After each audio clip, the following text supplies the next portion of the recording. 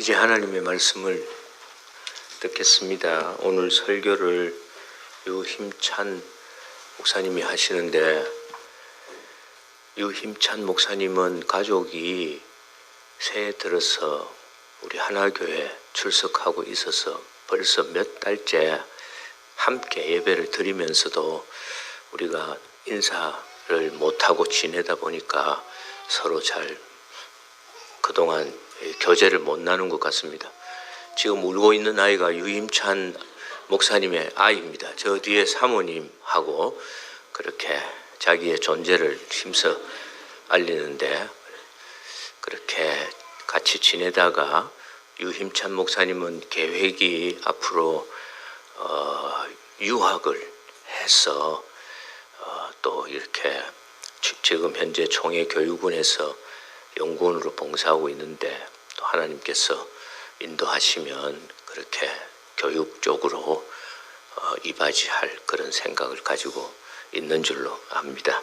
오늘 유임찬 목사님을 통해서 우리에게 주시는 하나님 말씀은 신명기 6장 1절부터 9절입니다. 신명기 6장 1절부터 9절, 제가 한 절 읽고 여러분들 한 절 읽으시고 마지막 9절 같이 읽고 이어서 하나님 말씀을 듣도록 하겠습니다. 이는 곧 너희의 하나님 여호와께서 너희에게 가르치라고 명하신 명령과 규례와 법도라. 너희가 건너가서 차지할 땅에서 행할 것이니,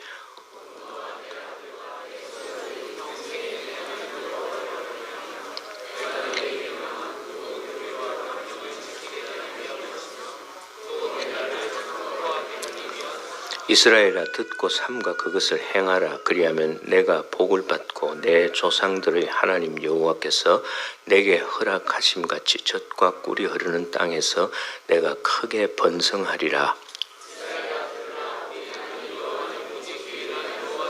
너는 마음을 다하고 뜻을 다하고 힘을 다하여 내 하나님 여호와를 사랑하라. 내 자녀에게 부지런히 가르치며 집에 앉았을 때든지 길을 갈 때든지 누워 있을 때든지 일어날 때든지 이 말씀을 강론할 것이며, 내 미간에 붙여 표로 삼고 또 내 집 문설주와 바깥 문에 기록할지니라. 아멘.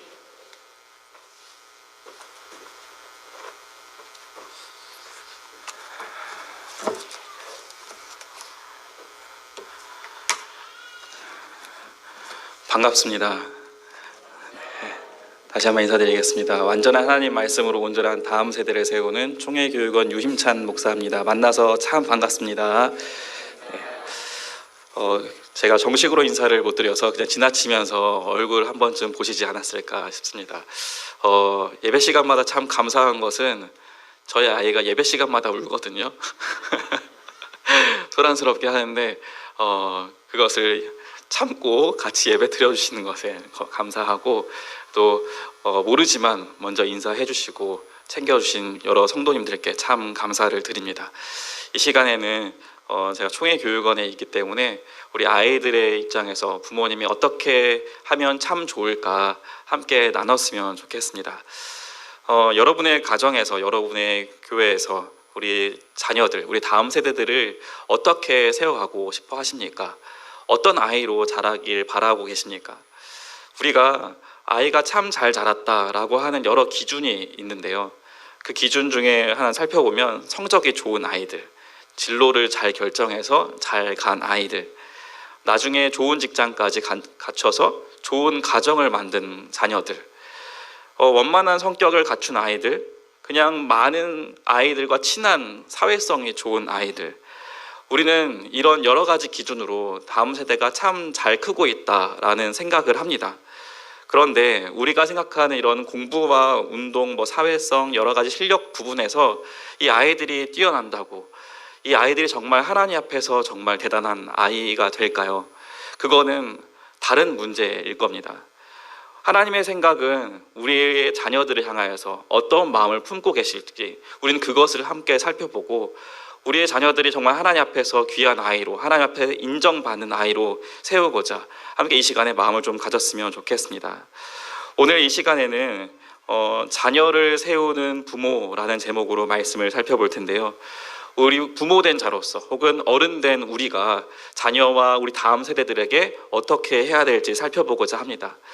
첫 번째로 자녀를 세우는 부모는 이와 같아야 합니다. 우리 함께 읽어볼까요? 자녀를 세우는 부모는 시작. 사랑과 안전을 책임집니다. 아이들에게는 두 가지 기본적인 욕구가 있습니다. 부모가 또 어른들이 이 부분을 잘 채워줘야 되는 부분인데요. 그 욕구는 사랑받고 싶어 하는 욕구, 다른 말로 자존감에 대한 욕구입니다. 두 번째는 안정감에 대한 욕구입니다. 이 자존감에 대해서는 우리 오전에도 말씀을 드렸던 것처럼 인간의 가장 기본적인 욕구입니다. 쉽게 말하자면 자녀가 내가 사랑받는 존재다, 부모님의 큰 사랑을 받고 있는 존재다라고 하는 것을 느끼고 싶어 한다는 것이고, 안정감에 대한 욕구는 내가 안전한 곳에서, 안전한 환경에서 내가 잘 자라고 있다라고 하는 그런 마음을 갖고 싶어 하는 욕구입니다.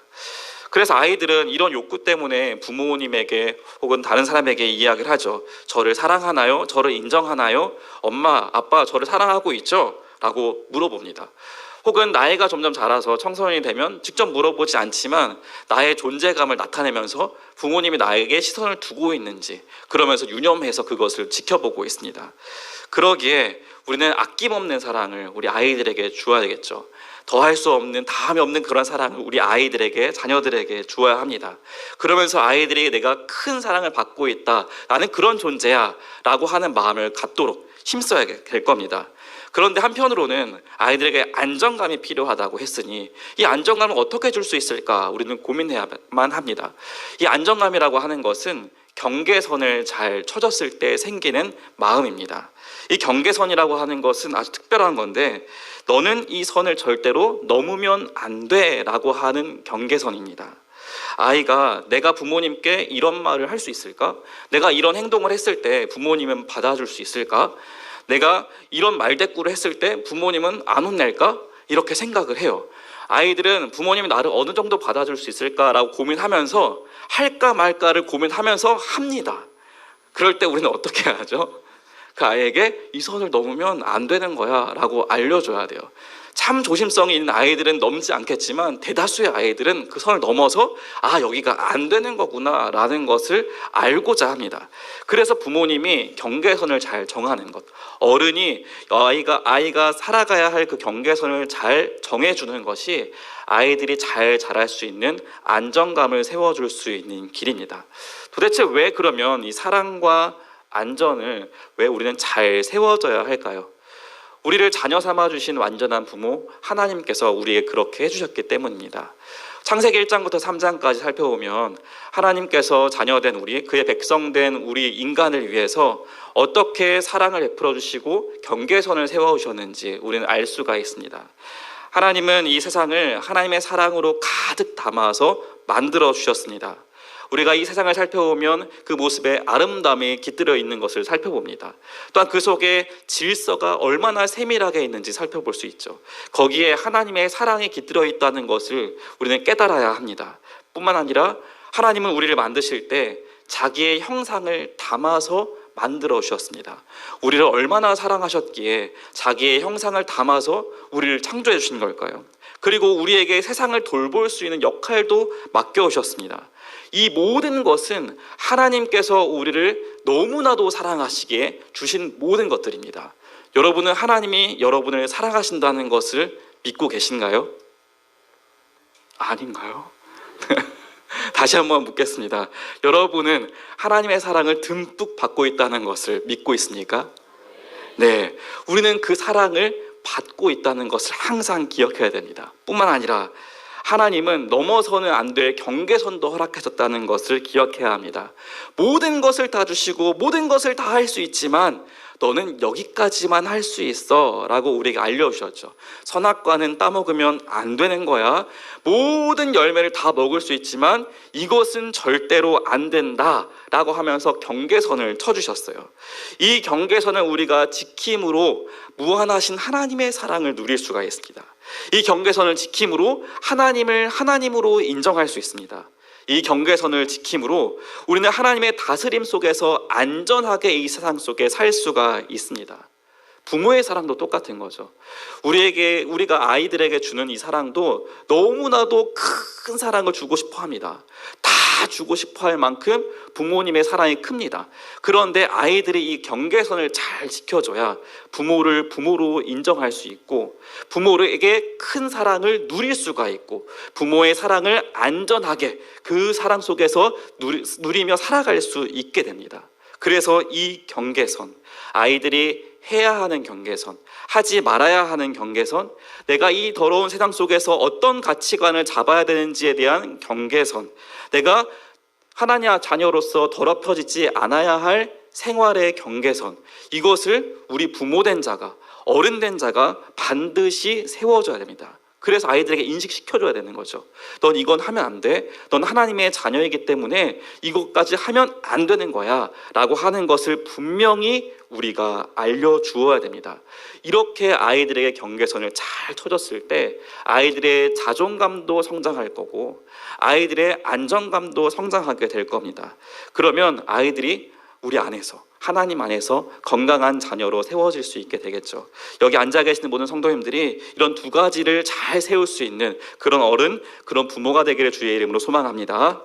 두 번째로, 자녀를 세우는 부모는 어떤 부모여야 할까요? 우리 한번 읽어볼까요? 자녀를 세우는 부모는 시작.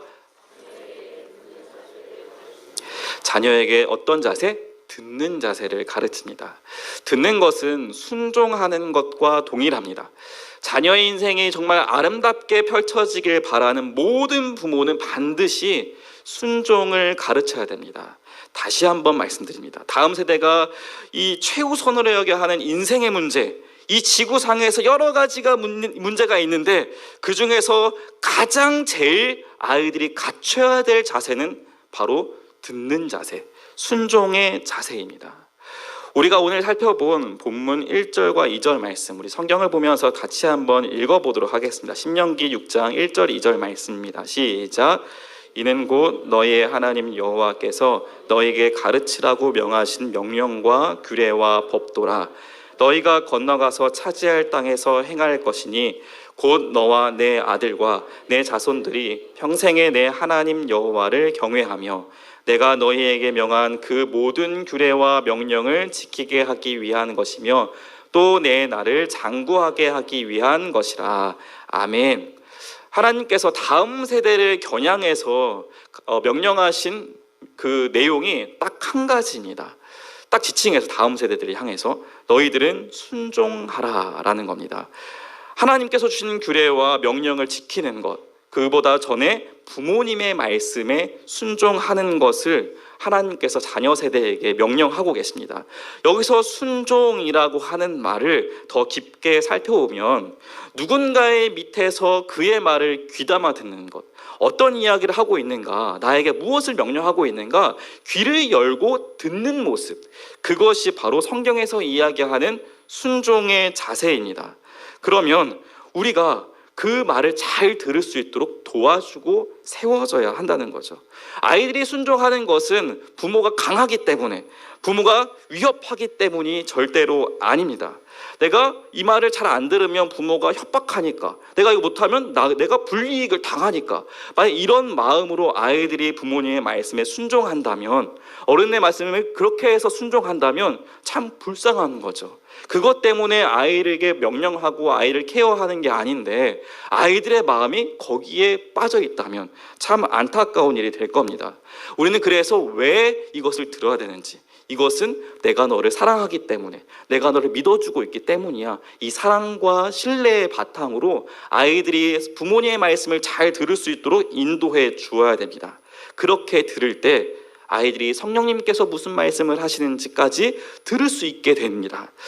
저의 어린 시절을 한번 살펴보면 부모님의 말씀을 잘 들었을까 한번 돌이켜 생각해 봤습니다. 그런데 아버지가 말씀할 때 달랐고 어머니가 말씀하실 때 좀 달랐던 것 같아요. 제가 참 철이 없기도 했지만 저희 어린 시절 부모님은 이렇게 저에게 대하셨어요. 예를 들어 밥을 먹으라고 하실 때 엄마가 이야기하죠. 얘야 밥 먹어라 하면 네 하고 안 나가요. 여러분의 가정은 어떠신가요? 그러면 밥 먹으라니까 그러면 또 안 듣고 네 하지만 여전히 놀고 있죠. 밥 먹으랬지! 라고 해야 그래야 이제 말을 듣는 거죠. 그런데 엄마에겐 그런데 아버지에게는 어떻게 했을까 공부에 생각해 봤을 때 예를 들어서 자다가 일어나야 될 때, 아침에 일어나야 될 때 아버지는 제 방에 찾아오세요. 그러고 나서 제 방을 이제 저에게 찾아오셔서 저희 엉덩이를 막 토닥토닥 하십니다. 그리고 마사지를 막 하세요. 그러면서 제가 정신을 차리게 되면 힘찬아 일어날 시간이야. 그러고 딱 나가세요. 그럼 저는 딱 일어나서 나가게 됩니다.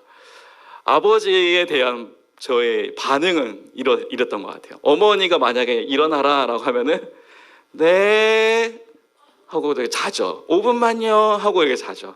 그럼 어머니는 뛰는 걸 되게 좋아하세요. 다다다다다다다 뛰어오시면서 일어나랬지 하고 한 번 더 이야기하세요. 엄마에 대한 반응과 아버지에 대한 반응이 왜 이렇게 달랐을까라는 생각을 하게 됩니다. 여러분은 우리 자녀들에게 잘 하고 계십니까? 아이들에게 내가 말을 할 때 아이들은 즉시 그 말을 듣고 따라옵니까? 아이들을 훈련시키기보다 우리 부모가 아이들에게 훈련받고 있는 것 같습니다. 아이가 오랫동안 안 들어도 내가 계속 이야기해도 괜찮다. 엄마의 말은, 아빠의 말은 5번 정도 들어야 그때 들으면 돼 라고 하는 것으로 우리가 아이들을 훈련시키고 내가 훈련받는 건 아닙니까? 우리는 아이들에게 이야기할 때 눈높이를 맞춰주고 명확하고 침착하게 아이들에게 이야기해 줘야 됩니다. 이렇게 너가 해야 해 라고 말입니다.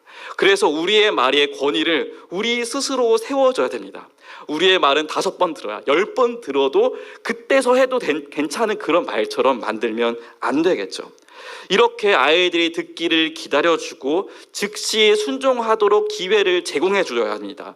만약에 즉시 순종하지 않는다면 순종하지 않을 때 겪는 책임도 아이들이 겪으면서 배우도록 우리는 놓아야 합니다. 그래서 제임스 답슨이라는 사람이 이런 이야기를 했어요. 아이들이 어렸을 때 부모인 우리가 이뤄야 할 가장 중요한 목표는 아이들의 영혼을 파괴하지 않으면서 아이들이 의지를 꺾는 것이다. 나의 의지를 꺾는 것. 왜? 부모님의 말씀에 순종하려고. 어른들의 말씀을 들으려고 내 의지를 꺾어보는 거예요. 이렇게 꺾이는 아이들이 나중에 어른들의 말을 들어요. 나중에 꺾어본 아이들이 내 고집대로 하면 안 되는 것을 알게 돼요. 그런데 성경에서 이야기하는 것과 같이 노엽게 하지 않고 아이들이 내 의지를 꺾어서 부모님의 말씀을 들을 때 나에게 참 유익한 거구나, 내 생활에서 이렇게 살아가는 것이 바른 길이구나 라는 것을 알도록 우리는 힘써야 합니다. 여기를 의지를 꺾는다라는 것에만 인상적으로 받아들이셔가지고 집에 가서 어떻게든 꺾게 만들면 하시면 안 되고요. 아이들이 사랑하는 가운데 의지를 꺾어도 괜찮아, 내가 너를 그렇게 사랑하고 있어 라고 하는 것을 계속 표현하고 인도해 주시기 바랍니다. 아이들의 눈에 보이는 이 부모님의 말씀을 이렇게 듣는다면 하나님의 말씀도 그렇게 들을 수 있겠죠. 만약에 부모의 말에도 들을 수 있는 능력이 없다면 우리의 부모이신 하나님의 말씀 어떻게 아이들이 듣겠습니까? 그래서 우리는 이 순종의 자세를 배우게 함으로 이 아이가 정작 배워야 할, 정작 나아가야 할 복의 길을 향해 나아갈 수 있도록 우리 인도해 주어야 됩니다. 그래서 이 순종의 자세, 이것은 부모가 반드시 가르쳐야 할 모습, 어른들이 다음 세대에게 반드시 전수해야 할 신앙의 모습, 생활의 모습입니다.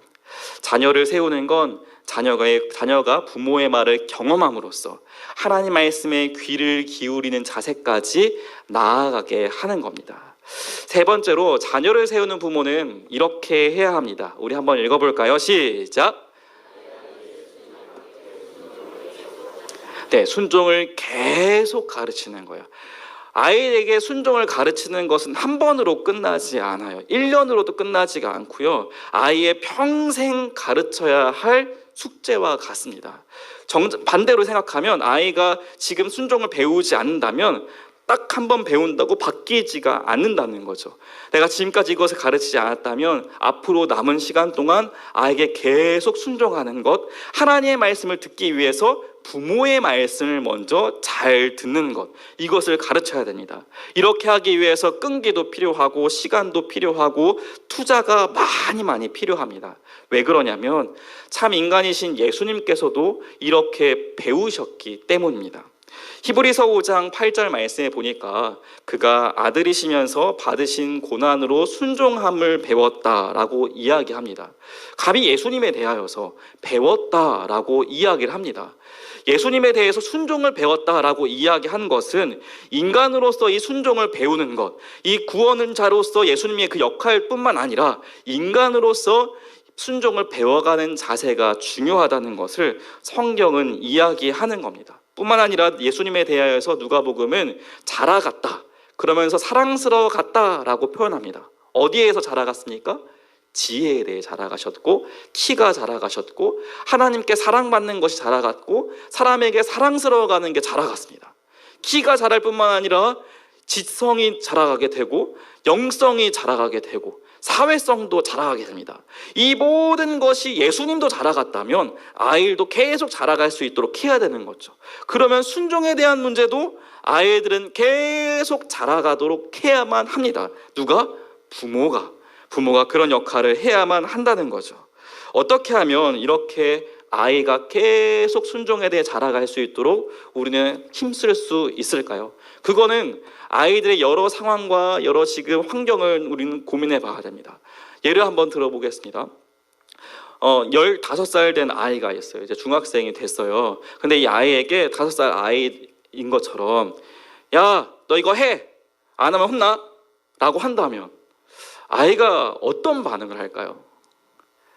네! 라고 할까요? 대다수의 중학생은 그러지 않아요. 네, 내가 왜 해야 되는데요? 네, 이렇게 이야기를 하죠. 이 아이에게는 그 방식이 순종하도록 이끄는 방식이 아니었던 거예요. 그러면 아이가 자라면서 분명히 순종을 가르치는 방식, 이 아이에게 요구되는 방식이 다르다는 것을 우리는 알 수가 있어요. 그래서 이것을 보면 우리는 알 수 있습니다. 여기 보면 표로 좀 어렵게 나와 있지만 나이가 어렸을 때 5살까지 아이들은 규칙을 통해서 순종을 가르쳐야 하고요. 그 다음 자라서 7살까지는 관계를 통해서 순종을 가르쳐야 되고, 12살까지는 왜 해야 되는지를 통해 가르쳐야 되고, 17살까지, 20살까지를 가리키는 거예요. 만 나이를 가리키니까요. 의지적으로 하는 것으로 가르쳐야 돼요. 이 말은 도대체 무슨 말일까요? 이 4가지는 첫 번째로 규칙을 통해 가르친다는 것은 명확한 사실로 가르치는 거예요. 하나님은 선하셔, 하나님은 사랑이셔, 이렇게 딱 명확하게. 그래서 아이들에게 이 시기에는 이렇게 가르치죠. 가스레인지 만지면 안 돼, 길에서 뛰면 안 된다, 가족들에게 함부로 이야기하는 거 아니야 라고 하면서 뭘 해야 되고 안 해야 되는지를 분명하게 가르치죠. 이렇게 하면 좋은 일이 생기고 이렇게 하면 나쁜 일이 생긴다, 이건 해야 돼 안 해야 돼 라고 하는 규칙으로 순종을 가르쳐야만 합니다. 그래서 아이들의 안정감을 위해서 엄격한 경계선을 세워야 됩니다.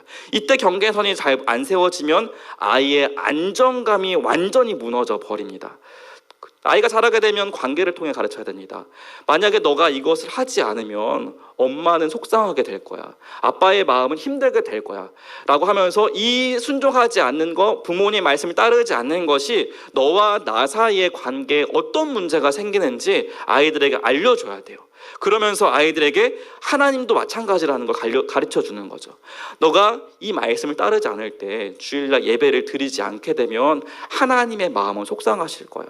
그러니 우리 하나님 기쁘시게 하도록 교회에 가자라고 하면서 하나님과의 관계 속에서 아이들이 왜 말씀을 따라야 되는지를 알려주는 거죠.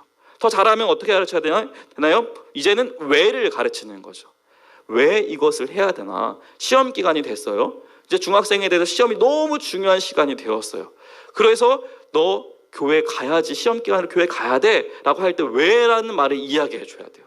이것을 하는 게 너가 시험 기간보다 더 중요한 예배를 드리는 일이기 때문이야 라고 하는 왜라고 하는 것을 차근차근히 설명해 주어야 됩니다. 이 차근차근히 설명하는 게 참 중요해서 말을 오랫동안 해야 되는데 사실 우리의 가정은 반대가 되죠. 시간이 지나면 지날수록 말이 짧아져요. 대화하는 시간이 짧아져요. 우리는 이유를 많이 설명해 줘야 되는데 어렸을 때는 많이 설명해 주고 많은 시간을 투자했지만 시간이 지나면서 자녀들에게 조금만 시간을 투자합니다. 지금 아이들은 많은 이야기가 필요한 시간인데도 말이에요. 그래서 이때는 왜라고 하는 것을 자주자주 이야기하면서 너가 왜 이렇게 해야 되는지, 너가 왜 18세 영화, 19세 영화를 왜 보면 안 되는지 아이들에게 알려줘야 돼요. 안 그러면 아이들이 그냥 봅니다. 아이들에게 왜라고 하는 문제를 반드시 알려줘야 됩니다. 그럼 시간이 나서 17세, 18세가 되면 이젠 다른 영역으로 가는 거예요. 지금까지 부모에게 배웠던 규칙이 있어요. 삶의 방식이 있어요. 부모의 관계 속에서 왜 이것을 해야 되는지 알게 됐습니다. 이제는 이걸 하면서 나는 어떤 이유 때문에 해야 되는지도 압니다. 아이들이 이제는 의지적으로 한번 해보는 거예요. 내가 의지를 다해 했을 때 어떤 결과가 있는지, 내가 의지를 다해 하지 않았을 때 어떤 결과를 맞닥뜨리게 되는지 이때는 아이들이 직접 경험해 봐야 돼요. 그래서 시험 공부를 하기 위해서 교회를 빠지게 되면 내가 믿음 생활이 어떻게 되는지, 믿음이 어떻게 되는지를 아이들이 느껴보는 거예요. 그랬을 때 이야기해 보는 거죠. 이때는 왜라고 하기보다는 이렇게 됐을 때 네가 지금 하나님과의 거리감이 어떻게 되었는지 한번 살펴볼래? 하나님과 너의 거리감이 가까워졌니? 안 가까워졌어요 라고 하면 그래, 너가 하나님 말씀에 순종하지 않았을 때 우린 이런 결과를 맞닥뜨리게 돼. 그러니까 너가 한번 그렇게 실천해 봤으면 좋겠어 라고 하는 자기의 의지를 붙돋아주는 그런 노력이 필요합니다. 이렇게 살펴보면 아이들에게, 우리 자녀들에게, 다음 세대들에게 순종하도록 만들기 위해서는 이런 공식이 필요한 것 같아요. 아이에게 어렸을 때부터 지식이 쌓입니다. 부모와 하나님과의 사랑이 쌓입니다. 그리고 이성적으로 지혜가 쌓입니다. 그러고 났을 때 자신의 의지가 발현되는 이 확신의 삶으로 나아가게 됩니다. 이렇게 되면 아이들이 이제는 자기 스스로 순종할 수 있는 아이가 됩니다. 이렇게 우리는 아이가 순종할 수 있도록 지속적으로 가르쳐야 됩니다. 우리가 아이를 양육하고 세우는 목표는 이 아이가 내 자녀가 되도록 하는 목표가 절대로 아닙니다. 우리의 목적은 이 아이가 하나님의 자녀로 바르게 세워지게 하는 겁니다. 이 아이가 나한테서만 한 인격체가 아니라 이 아이가 나를 벗어나서 하나님과의 한 인격체로 인격적인 대화를 할 수 있는 그런 관계가 될 수 있도록 하나님께로 인도해 주어야 됩니다. 이 과정이 바로 하나님께로 인도하는 과정입니다. 내 말만 듣는 게 아니라 하나님께 말씀을 듣는 일로 한 번씩 가봐, 조금씩 가봐 라고 하는 것이 이 과정을 통해 일어난다는 거죠. 그럴 때 아이들은 하나님 앞에서 하나님, 제가 말씀에 순종할게요. 저는 하나님 말씀에 순종하는 사람입니다 라고 하나님 앞에 자신이 이야기할 수 있는, 그렇게 대할 수 있는 그런 우리의 자녀로 다음 세대로 세워지게 될 겁니다. 이것이 바로 하나님 나라 백성의 자녀 양육의 방식입니다. 마지막으로 자녀를 세우는 부모는 어떻게 해야 될까요? 함께 읽어보겠습니다. 시작. 하나님이 가르쳐 주신 방법으로 순종을 가르칩니다. 하나님께서도 우리에게 순종을 가르치고 계세요. 어떻게 가르치고 계실까요? 우리가 읽었던 신명기 6장 말씀에 보니까 5가지의 방식이 나와 있습니다. 첫 번째는 이렇게 이야기합니다. 잠깐만요. 넘겨주시겠어요? 그래서 우리 4절 말씀을 우리 같이 한번 읽어볼까요? 신명기 6장 4절 말씀 시작. 이스라엘아 들으라, 우리 하나님 여호와는 오직 유일한 여호와이시니. 아멘. 여기서는 이스라엘 백성의 가장 먼저 지켜야 할, 가장 들어야 할 이 신앙적 진리에 대해서 이야기합니다. 우리가 아이들에게 심겨 주어야 할 가장 기초는 신앙적인 진리입니다. 너가 믿어야 할 하나님은 이런 분이야, 예수님은 이런 분이셔, 성령님은 이런 분이셔 라고 하는 이 신앙적인 토대를 우리는 잘 갖춰 주어야 됩니다.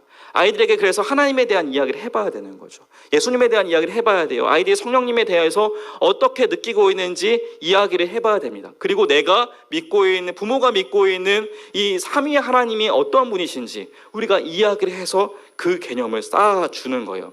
이것이 바로 아이가 순종할 수 있는 가장 기본적인 토대입니다. 그렇지 않으면 아이들은요, 이 상대주의 세상 속에서 절대적인 하나님을 절대적인 분으로 여기지 않게 됩니다. 우리는 바로 절대적인 분, 바로 하나님을 세워주어야 됩니다. 그리고 우리의 모습을, 헌신을 통하여서 보여줘야 됩니다. 개인적인 헌신이 필요하다는 거죠. 우리 본문 5절 말씀 같이 한번 읽어볼까요? 시작! 너는 마음을 다하고 뜻을 다하고 힘을 다하여 내 하나님 여호와를 사랑하라. 아멘.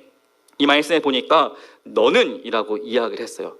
여기서 가리키는 너라고 하는 것은 부모일까요? 자녀일까요? 부모입니다. 우리 앞에 2절 말씀에 보니까 아들과 손자에게 가르쳐야 된다라고 이야기하는 걸 보니까 여기 5절 말씀에 너라고 하는 것은 부모라는 것을 가르치는 거겠죠. 부모라는 세대를 이야기하는데 자녀에게 이것을 이야기하는 것보다 부모에게 먼저 이야기했다는 것이 인상적입니다. 부모인 너는 마음을 다해야 된다. 부모인 너는 뜻을 다해야 되고, 부모인 너가 힘을 다해서 하나님을 사랑해야 된다. 너가 하나님을 사랑하는 것이 힘을 다해서 너의 모든 체력을 힘을 다해야 된다. 너의 의지가 다해야 되고 너의 애정이 쏟아져야 된다라고 하는 것을 이야기합니다. 교육에서 중요한 방법이 있는데요, 그 방법 중에 하나가 모델링이에요. 이 모델링은 가장 효과적인 방법인데요, 아이들이 직접 이루어지고 있는 모습을 볼 때 교육이 이루어진다는 거예요. 부모가 하나님을 힘을 다하여 사랑하는 것, 애정을 다하고 시간을 다하고 갖고 있는 노력을 다 쏟아가지고 하나님을 사랑하는 모습을 아이들이 봤을 때, 아, 이렇게 하면 되는구나 라는 것을 쉽게 받아들이게 됩니다. 그런데 내가 받아들인 그 말씀이 부모가 하는 방식과 다르다고 느꼈을 때는 받아들이지 않아요. 저희 어렸을 때 생각해보면 저희 부모님이 개척교회를 하셔서 어렸을 때부터 교회에서 많이 생활을 했어요. 그래서 교회에서 어떻게 하고 계시는지 많이 보게 됐죠. 감사하게도. 위기를 겪을 때마다 부모님이 하시는 게 있으시더라고요. 어려운 일이 생길 때마다, 무슨 문제가 집에 생겼고 본인에게 문제가 생겼을 때마다 밤에 사라지세요. 어디 가시지? 보면 교회에 계시는 거예요. 밤새 교회에서 기도만 하고 계시는 거예요. 도대체 왜 그러지? 처음엔 몰랐어요. 그냥 거기 갔다 오시는구나 라는 걸 알았는데 제가 위기를 겪다 보니까, 아, 위기를 겪을 때는 저렇게 하는 거였구나 라는 것을 알게 되더라고요. 그래서 부모님이 그렇게 하는 모습이 저한테 답습이 돼서 위기를 겪을 때, 심리적으로 위기감을 느꼈을 때, 아, 하나님께 기도해야 되는 거구나 라는 것을 알게 됩니다. 아이도 이렇게 부모님을 지금 보고 있어요. 내가 배운 하나님 말씀이 교회에서 이렇게 배웠는데 우리 부모님은 어떻게 하고 있지? 정말로 그것대로 하고 있을까? 라고 살펴보고 있어요. 우리 할머니, 할아버지를 살펴보고 있어요. 그런데 진짜 그렇게 하고 있어요. 그러면 그 말씀이 진짜인 걸로 믿어지는 거예요. 그런데 그렇지 않을 때는 이 말씀이 진짜 같지가 않은 거죠. 그냥 부모가 흘려들었던 것처럼 자녀도 흘려듣는 말씀이 되고 맙니다. 그러면 순종을 가르치기에 위기를 겪게 되겠죠. 우리는 이렇게 개인적인 헌신으로 순종을 가르쳐야 합니다. 세 번째로 우리는 성경적인 지식을 가르쳐야만 합니다. 우리 본문 6절 말씀을 같이 읽어보겠습니다. 시작. 오늘 내가 내게 명하는 이 말씀을 너는 마음에 새기고. 아멘. 말씀을 마음에 새기고, 뒤에는 이제 가르치라, 강론해라 라는 말이 나오는데요, 이 새겨야 한다라고 하는 것, 새겨야 할 내용이 하나님의 말씀이라는 거예요. 내가 새겼다면 자녀들의 마음에도 새겨 주어야 할 내용이 하나님의 말씀이라는 거예요. 새긴다는 것을 계속 들려준다는 거예요. 하나님의 말씀을 들을 수 있는 그 방식대로 계속 들려주는 거예요. 내가 아이들에게 들려줄 수 있는 기회마다 알려주는 거죠. 그러면 어떻게 들려줄 수 있을까요? 네 번째, 체계적인 지도로 가르쳐줄 수 있습니다. 우리 7절 말씀 같이 읽어보겠습니다. 7절입니다. 시작.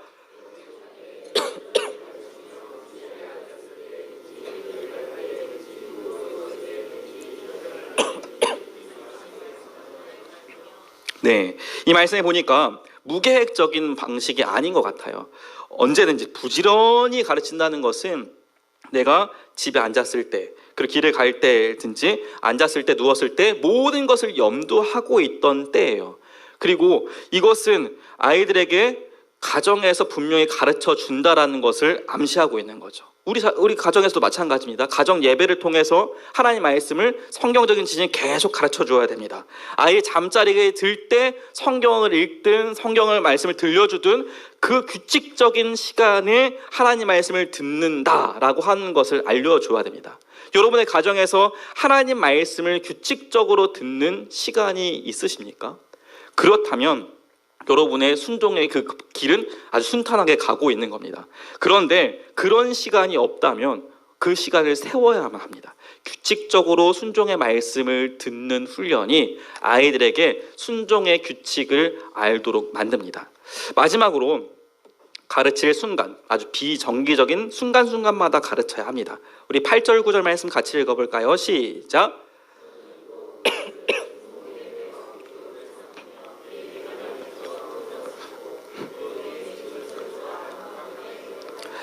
네, 7절에서부터 9절까지 연속적으로 이야기합니다. 공식적으로 혹은 비공식적으로 가르쳐야만 한다. 아이와 TV를 보다가도 가르치고 유튜브를 보다가도 가르치고 영화를 보다가도 가르치고 함께 놀다가도 가르치고 어떤 주제를 이야기하다가도 가르치고 어려울 때도 가르치고 즐거울 때도 가르치고 계속 우리가 가르칠 것은 성경 말씀이어야 한다는 거죠. 물론 이거는 무조건 들으라 라는 식의 방식이 절대로 아닙니다. 충분한 이야기를 들어주고 부모로서 어른으로서 하나님 말씀을 잘 따를 수 있는 길을 잘 제시한다는 것을 이야기합니다. 오늘 이렇게 신명기를 통해 5가지 방식을 알게 됩니다. 말씀을 한번 정리해 보겠습니다. 사랑하는 성도 여러분, 오늘 우리는 다음 세대에 가장 필요한 것이 순종이다라고 하는 것을 배웠습니다. 우리에게 가장 필요한 것이 순종이었듯이 하나님과의 관계에서 순종으로 하나님 관계가 돈독해졌던 것처럼 아이들에게도 필요한 것은 하나님 말씀의 순종입니다. 그리고 자녀를 세우는 방식도 하나님께 듣는 것, 순종의 방식입니다. 매일 똑같은 틀로 가르치는 것도 아니며 단계적으로 지속적으로 힘써서 가르쳐야 할 일입니다. 이것을 위해서 우리는 지금부터라도 계속 헌신하며 살아가야 되겠습니다. 일상적으로든 비정기적으로든 아이들에게 성경 말씀을 가르칠 수 있다면, 내 자녀에게 하나님 말씀을 한 말씀이라도 들려줄 수만 있다면 그것에 내 시간을 할애해서, 내 노력을 할애해서 아이들에게 전달해 주어야 됩니다. 그렇게 할 때, 거기에 내 삶이 투자가 될 때 아이들은 반드시 순종의 길로 갈 수 있게 될 겁니다. 내가 이것을 간과하고 멀리하게 된다면 아이들의 인생에서 순종은 가치 없는 일이 될 겁니다. 아이들의 인생에서 순종이 정말로 가치 있고 가장 중요하다면 여러분의 시간을, 여러분의 그 애정과 여러분의 그 힘을 거기에 쏟으시기 바랍니다. 그럴 때 우리 아이들이 하나님의 온전한 제자로 성장하게 될 겁니다. 우리 하나교회에서 모든 성도님들이, 그리고 가정이, 우리 교회가 다음 세대가 이렇게 잘 자라기를 주님의 이름으로 간절히 소망합니다. 이 시간에 찬양하며 기도했으면 좋겠는데요. 하나님 앞에 찬양을 올려드리며, 하나님, 제가 우리 다음 세대를 온전히 세우고 싶습니다. 우리 자녀를 바르게 세우고 싶습니다. 강한 용사로 주님 앞에 바르게 세워지는 그 용사 같은 믿음의 자녀로 세우고 싶습니다 라는 마음으로 우리 주님 나라 임하시네 같이 찬양 드리도록 하겠습니다.